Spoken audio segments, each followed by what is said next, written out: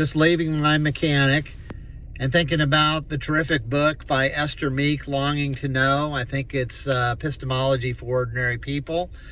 But it's basically, how do we get confident about what we know? How do we know that we're believing in the right God? And she talks really well about the idea of clues.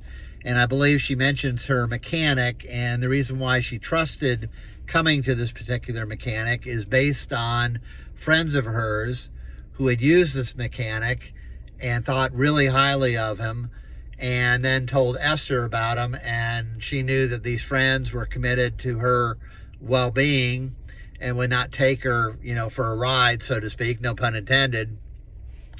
And so she went to this mechanic, and it turned out it was a great mechanic. The same way, I've had the same experience, because I was looking for a mechanic, and two really good friends who are committed to my good said, hey, you need to go see this guy, Joe Ruiz. He will really help you out.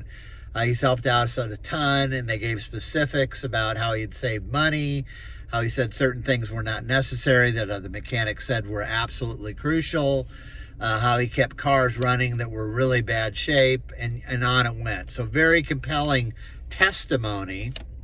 Still have to trust both my friends' assessment, not that they're committed to anything that's negative, but that their assessment is right. Come to Joe, and over the years we've used Joe. Our youngest sons use Joe. Been consistently stellar work.